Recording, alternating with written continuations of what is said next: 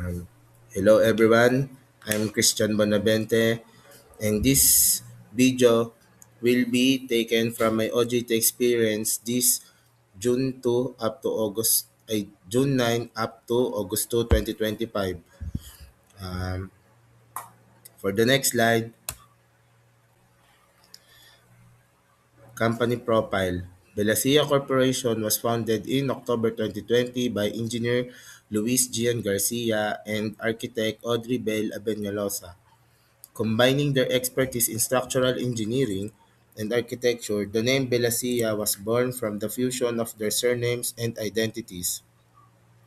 Bella from Audrey Bell and Sia from Garcia. From the beginning, Belasia was envisioned as a full-service architectural and engineering firm with a clear direction to provide design and build solutions that combine technical precision, creativity, and flexibility. May OJT experience. At first, when I start on their company, they explain why reality is different from school activities. For example, designing the simple column or beam which different from the school to reality because designing on reality will involve money.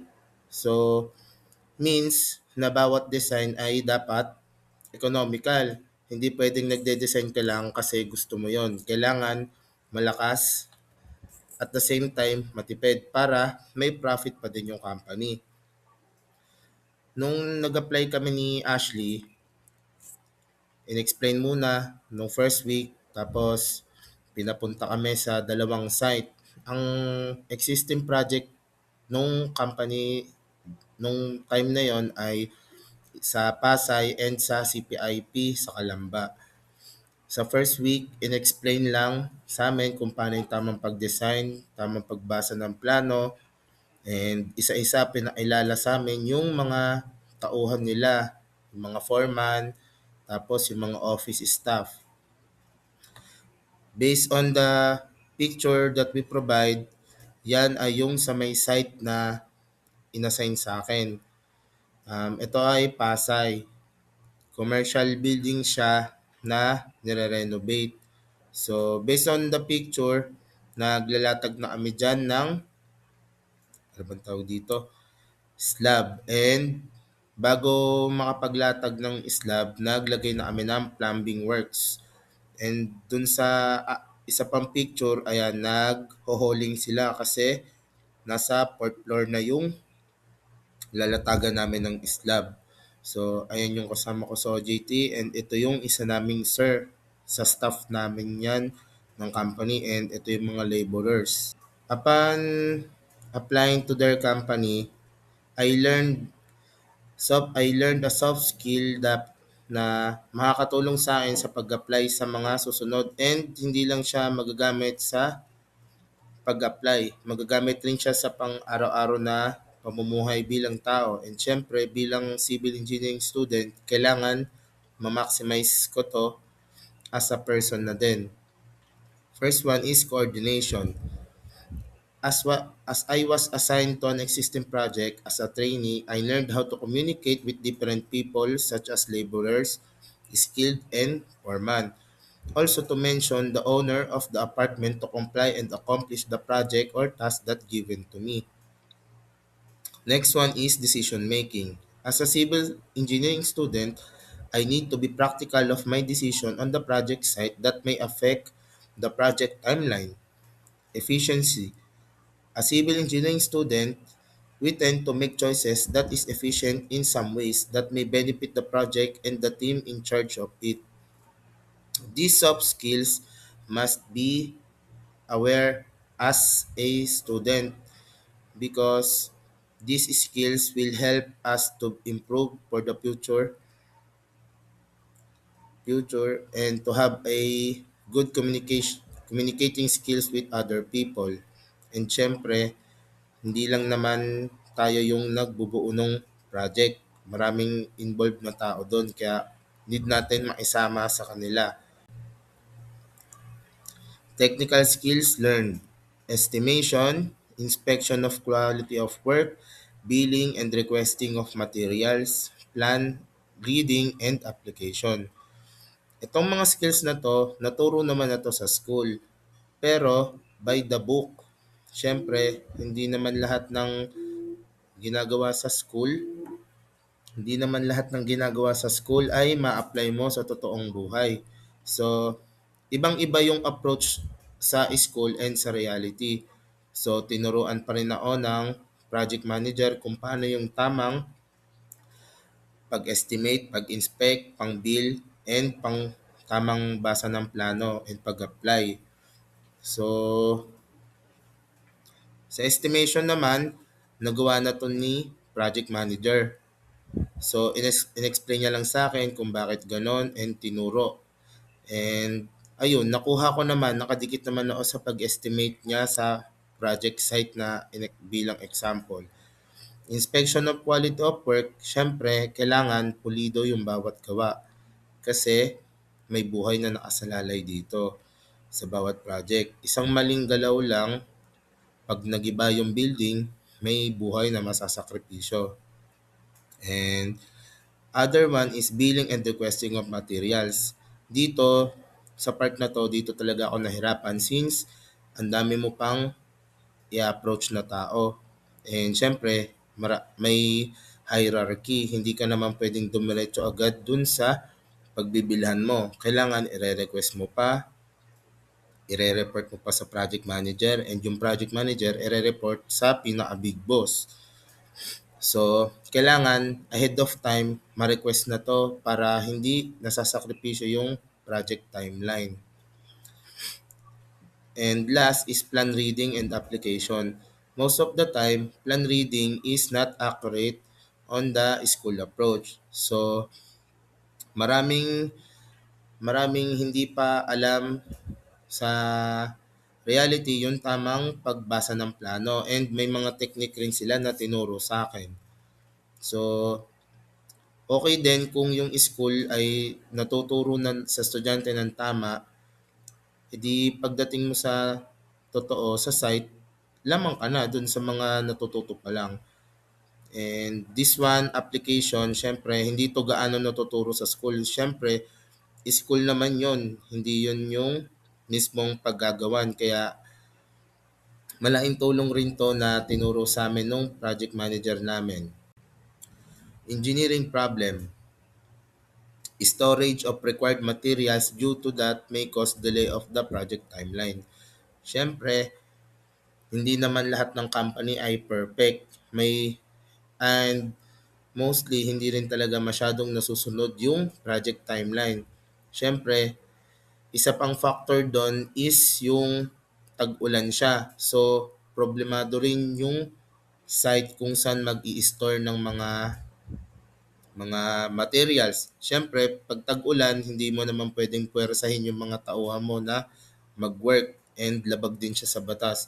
So, ito yung naisip kong solusyon para kahit papano malesen yung delay ng project. Kasi naranasan ko dun sa site is super delay na dapat September tapos na yung project, and natapos siya December 2025 na. So, ilan months ang delay? 3 months, 3 to 4 months. And ito yung naisip kong solution. Since sa Pasay, sa Malibay Pasay naman to, and upon seeing the site every day, may nakita ako mga spaces na pwede sanang rentahan doon para lang mapaglagyan sana ng mga materials, and bultuhan kasi bumili ng materials syempre para makatipid din yung company. So, here are my solutions. First one is, syempre, kung kailangan mo ng materials, kailangan mo siyang i-request. I-request mo siya ahead of time para malalaman pa ng big boss and i-approve. Then, sasabihan ako na okay na, pwede nang i-final request dun sa pagbibilhan. As I said, need pa rin ng approval ng pinaka-big boss yung mga materials na i-request. Hindi naman siya pag ni-request mo na, kailangan andun agad. Siyempre, may mga days 'yon na delay rin. And ito yung sinasabi ko kanina na kailangan ng storage location. Since araw-araw din ako dun sa site, siyempre, nakikita ko may mga spaces doon na malalapit na pwede sanang pag-storan nung mga materials. And bahay lang naman yung ginagawa doon, renovation pa. So, hindi naman ganun kalakihan yung rerentahan na space. And okay din siya kasi yung site makitid yung lugar. So, pag nagbababa ng materials na in order, wala nang ibang makakadaan kahit bike. Tao na lang talaga, maglalakad pa. So, pwede rin siyang parkingan, ganun. O kaya, doon na mag-unload and load, tapos, bibit-bitin na lang ng laborers. And next one is, syempre, delivering of ordered materials. I-deliver naman yon dun sa may mismong site. And syempre, may mga factors din na maka-delay sa kanila, lalo na nasa Manila. So, traffic. Tapos, ang isa pa, pag may nauna na nag-a-unload din dun sa may mismong site. So, madedelay din. Imbis na nagagawa na sana ng tao yung task, mag-aantay lang sila doon na atenga hanggang sa matapos yung naunang nag-a-unload. And for final, project timeline on track. Hindi naman siya mapaperfect na pag sinabing gantong month, talagang matatapos siya. Pero yun ang goal dapat. May mga maraming factors talaga na makakaapekto sa project and hindi naman lahat ng bagay kontrolado yon ng tao. Gaya nga nung sabi ko kanina, nung nag-OJT ako doon, tag-ulan. So may mga times na yung tao hindi na kaya talaga mag-work kasi malakas na yung ulan. Minsan naman, pag tolerable pa yung ulan, tinutuloy pa rin nila. Pero syempre, may mga integrity rin tayong iniingatan doon, lalo na pag nagbubuhos, hindi pwedeng maulan. So, kailangan patapusin yung ulan. So, delay na rin yon. Count yon as delay sa project timeline. So, yun lang ang mga naisip kong solution para mas ma-lessen yung project delay dun sa site lang na inassign sa akin. And for my conclusion, next slide. Conclusion, insight of trainee after 300 hours. First one is coordination. Sabi nga nung iba dyan, hindi mo kaya mag-build ng ikaw lang mag-isa. Or let's say, no man is an island.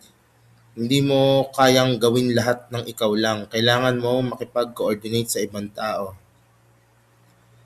Nagsisimula naman yan sa pinaka-boss, project manager, site engineers, and syempre, ang pinaka dapat iniingatan yung laborers. Kailangan meron kayong good relationship para sa ganon, pare-parehas kayong masaya habang nag-work.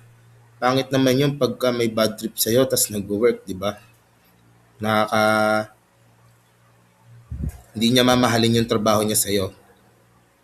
Next one is adaptability.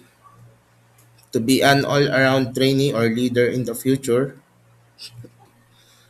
also being able to adapt the changes and difficulties on the site may help you to make a better decision maker in the future. And last one is willingness to learn. This part is crucial because school teaching differs in the actual world. Not all learning in school is needed or may be different in the actual execution.